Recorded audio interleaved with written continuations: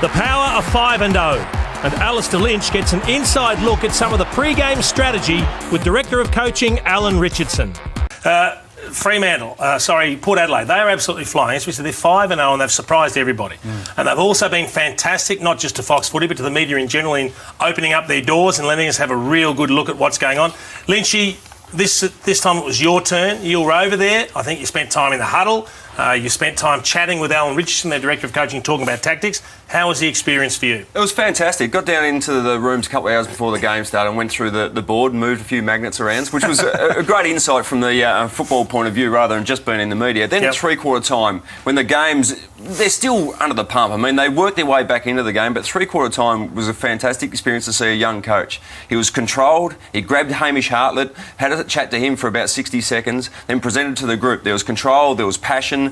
He spoke to Robbie Gray, who was the sub that came into the game as well, and drew on the emotion, I suppose, briefly at the end of Kane Corns and his 250th. It was a very good presentation, but it was all about effort. He wanted the effort. He believed that his team had the run to get over the top of the West Coast Eagles. There's a lot of planning that goes in, Rocket, as you would well know as a coach. You do a lot of what-if scenarios, who goes where, who's picking up who, and Lynchy, you had the chance to talk to Alan Richardson. You asked him a few pointed questions. One of those was exactly how Port Adelaide were going to handle the Eagles' gun forward, Josh Kennedy. A bulk of West Coast inside 50s go through this man, Kennedy. How important is it to shut him down? He seems to get a lot of space. Yeah, no, they certainly set up a lot of space in front of him. He's a very, very good player. What we're trying to do, particularly on the slower players, is we'll look to get a ruckman back in that hole, ruckman or a wingman, but more often than not we think it'll be a ruck.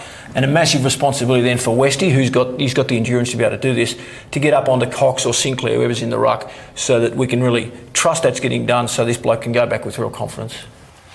Yeah, obviously, I mean, Kennedy was always going to be a really difficult matchup, and once you get the ball in quick, you're going to struggle to get a defensive spoil on him. So that was the big thing. How do they stop him? A lot of it he spoke about was controlling the tempo of the ball carrier off half back. They couldn't do that in the first half. The ball, they had a lot of uncontested marks and a lot of free-flowing run off half back, which entered the forward 50 with space in front of Kennedy. Now, he's 4 goals in the first half of the game. A lot of it was because of this quick ball movement. They just couldn't control West Coast Eagles because it was kick, hit the target. The uncontested marks were huge in the first half, and this run. And once again, one-on-one contest, easy mark for Kennedy, and he just tore them apart. So it was just really hard. Now, they spoke about the ruckman Lobe or Renoff getting back into the space, or the wingman. They didn't have time. Didn't have time to get back and block it up. In the second half, that changed a little bit, but certainly not in the first.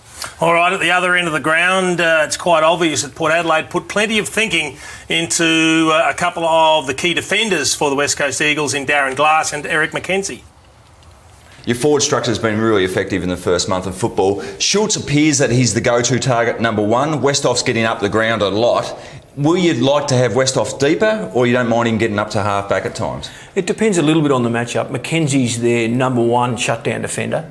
If it is that Westy gets McKenzie, then we'll probably move Westy up the ground a bit. If it is that he gets Glass, then we'll probably play him a little bit closer to goal. So once again, Darren Glass, extremely important for their defensive structure because he reads the ball so well. And as he was saying then, if they can keep him on the full back line to stop him sweeping off half back, that's going to be a big win. The problem was that it was Brown and McKenzie that went to the two key forwards for Port Adelaide. So Glass was allowed to float around on the smaller Wingard, Need, and when the ruckman came forward as well. So but basically in that first quarter, he was a spare man. And with being the spare man, he just set up beautifully across half back. Had 4 intercept marks in the first, and we'll have a look at the vision now. We'll just see how he operates. He sets up defensively now. He calls players back to pick up his man. We see Glass here, just setting up beautifully, and just for the quick exit. So if we continue to play on, we watch also Beau Waters, who had a number of intercept marks as well. He comes across in front of Glass, sets up the spare. They switch it up here. Again, quick entry, uncontested marking, 63-23 in the first half. Glass turns around and hits Jack Darling inside forward 50. Again, easy inside 50, and it would all come about because Glass was free across half-back, so that was a massive issue. This is the story of the first half. West Coast score sources was turnovers. Intercept marks was 17 to the West Coast Eagles, which resulted in 5 goals 11. So 16 scoring shots in the first half came from turnovers. Total of only 7-13, 55.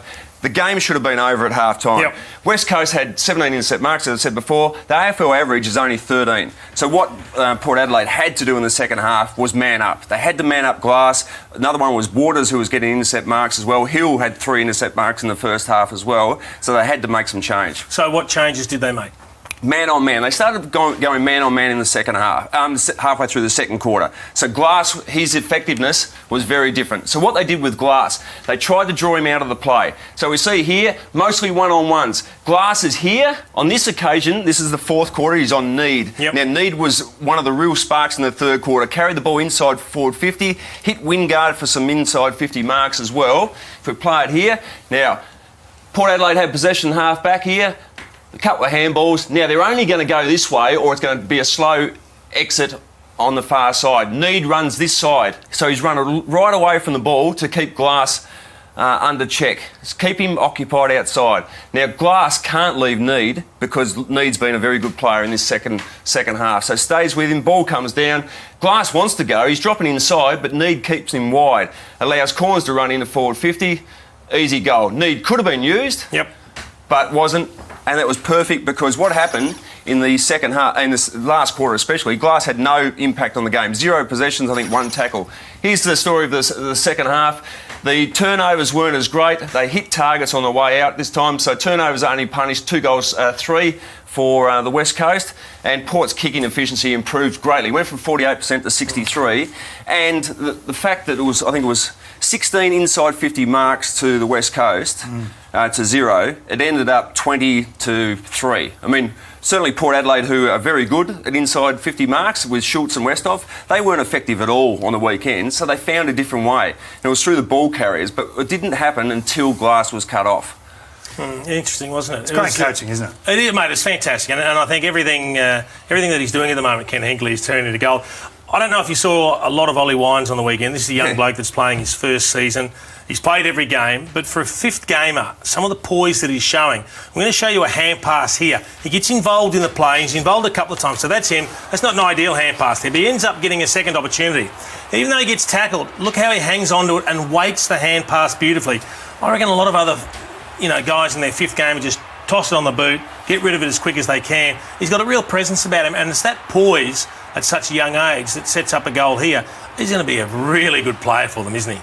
He looks like he has got composure. To the midfield of Port Adelaide, I mean, in the space of 8 games, where they were this time last year when they last played West Coast Eagles, that's poise, composure, leadership. It's right through the midfield, and that goes from their skipper to the youngest player on the list, which is Ollie Wines. A fantastic way they control the tempo of the game once they get the ball in their hand. Yeah, I think that's a real strength on them now is their midfield because Hartlett's been injured a fair bit. They played him a little bit off half back and eased him in, but he's jumped up in the midfield. Boak's obviously a very good player. Wines has been added to that. Corns is playing well, so they've got a real good mix. Wingard can go in there as well and kicks goals at the same time, so they've got a really good midfield. I think a few clubs will regret not picking up Ollie Wines. I think he's picked 7 in the end. So he slipped through a little bit, and he's a complete player, really. He's a ball winner, and he's got poise, hasn't he? He has, no doubt about that.